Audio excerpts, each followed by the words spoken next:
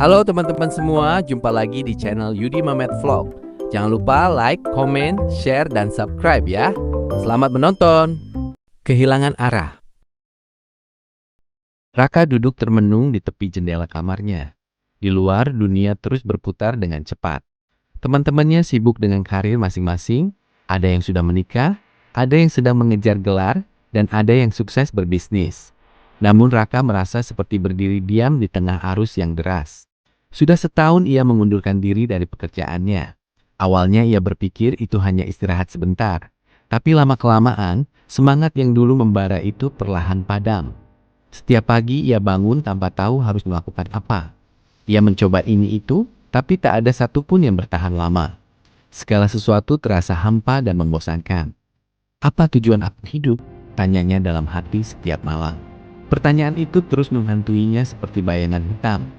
Ia merasa menjadi beban bagi orang tua dan tertinggal jauh dari teman-temannya. Raka merasa kosong, seolah-olah ia adalah kapal yang kehilangan kompas di tengah lautan luas. Hanyut terbawa ombak tanpa tahu mau berlabuh kemana.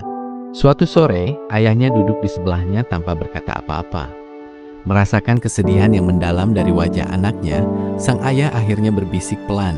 "Nak, tidak apa-apa kalau sekarang kamu belum tahu arahnya. Jalan yang lurus memang enak dilalui. Tapi kadang Tuhan membiarkan kita tersesat dulu supaya kita belajar mencari jalan sendiri dan belajar mengenal siapa diri kita sebenarnya." "Tapi ya, semua orang terlihat begitu sukses dan punya tujuan jelas.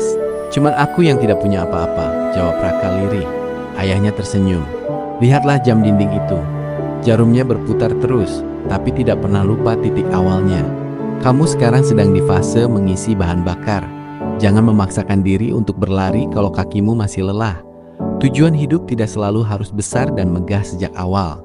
Mulailah dari hal kecil yang membuatmu bahagia dan berguna." Kata-kata itu seperti air segar yang membasahi hati Raka.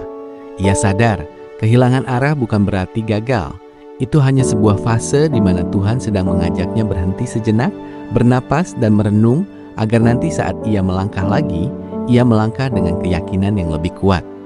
Malam itu Raka tidur dengan hati yang sedikit lebih tenang. Ia tahu proses menemukan jati diri memang tidak mudah, tapi ia berjanji untuk tidak menyerah. Pesan moral: kehilangan arah adalah hal yang wajar dan manusiawi. Jangan membandingkan proses hidupmu dengan orang lain.